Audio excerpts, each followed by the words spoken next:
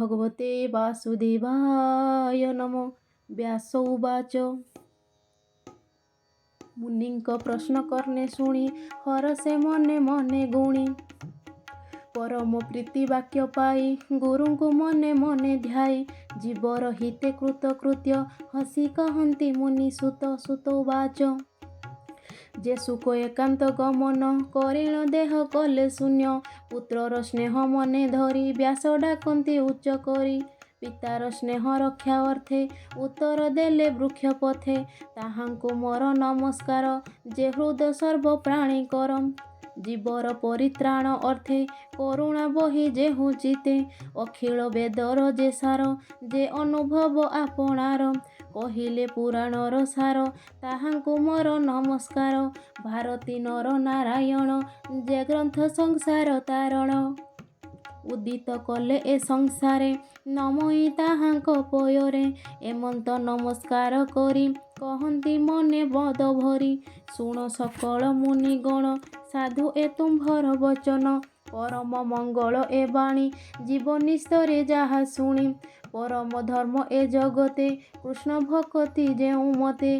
फलर आशा जहि नाही विघ्न पशिब अबा काहीं। जे भक्ति बळे ए संसार नुहई पुण ए जीवर। भक्ति कले ज्ञान होए जीवन पड़े माया मोहे। कृष्ण चरित शुणी जेबे भक्ति न जन्मे मूढ़ भावे। केवल श्रम ताहाଙ୍କର काहू तरिबे तम घोर। जे धर्म फल मोक्ष हुए ता प्रयोजन अर्थ नुहे। धर्मे अरजी जे बाधन भोग नहे ता प्रयोजन। इंद्रिय प्रिय भोग जेते लोभे भ्रमंती काम अर्थे। जाबत जीवन धरई काम भोगरे सुख काहीं। जीवर तत्व जानिबार केवल परमार्थ सार। तत्व विचारी ज्ञानी जेते ज्ञान कहन्ति ए जगते। केहू कहन्ति ब्रह्म तत्व के अबा बोले परमात्मा। केहू बोलन्ति भगवान निर्मल अद्वय जे ज्ञान। ए भावे श्रद्धा जे बहन्ति ज्ञान वैराग्य आचरन्ति।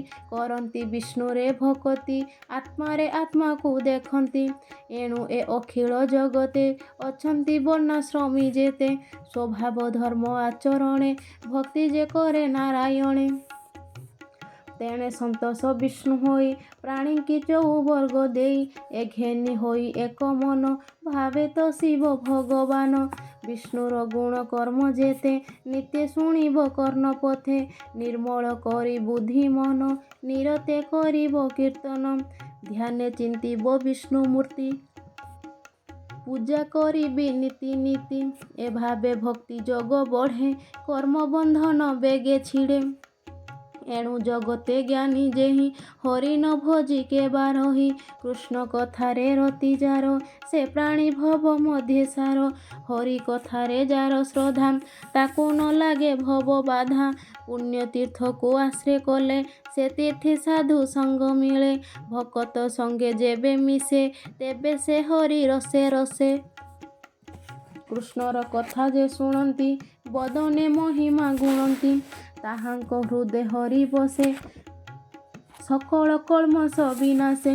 से पुण्य श्रवण कीर्तन वेदे कहन्ति मुनिजन। साधुजनଙ୍କ मित्र हरि एणु भकतଙ୍କୁ आबोरी। हेळे तारई भव सिंधु जेणु भकत जन बंधु। भकत जन सेवा फले दहन हन्ति अमंगले। तेबे से गोविंद विषये भक्ति उपजे नर देहे। स्वभावे रजतम दुई काम लोभादि जेते थाई। चितु बाहार होई जाती सात्विक भाव आवरती। एही प्रकारे जेबे मन होइब निर्मल प्रसन्न। तेबे से भक्ति जोग बळे विष्णु भक्त संग मेले। निर्मल ज्ञान प्रकाश होई जन्म मरण आउ काहीं। अशेष जन्म ग्रंथि बंध एणे छिंडई सर्वद्वंद्व। सर्व संशय तुले कर्म तुटई विश्व माया भ्रम। आत्मारे आत्मा को देखन्ति जन्म मरणे नाही भीति। एणु पंडित जन जेते आनंदे भक्ति जोग मते।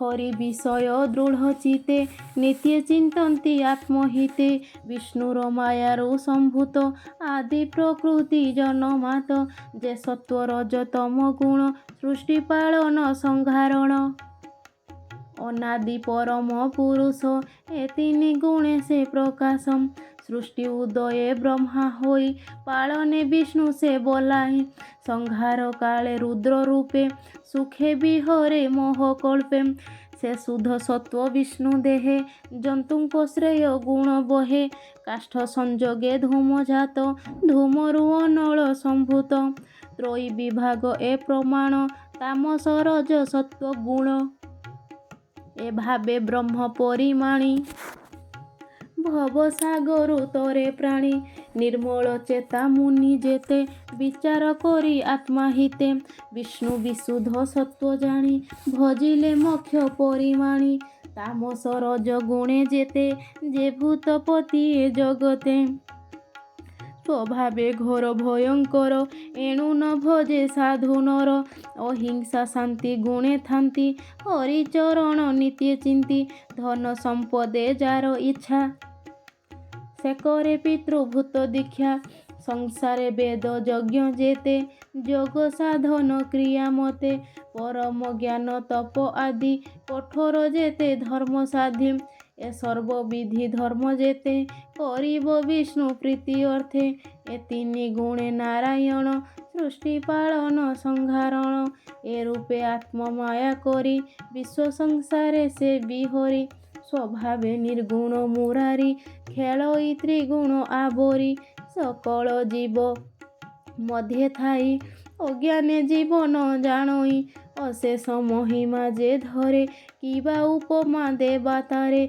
सकल भूते हरि बसे क्षेत्रज्ञ रूपे परकाशे अग्नि जे सने काष्ठे थाई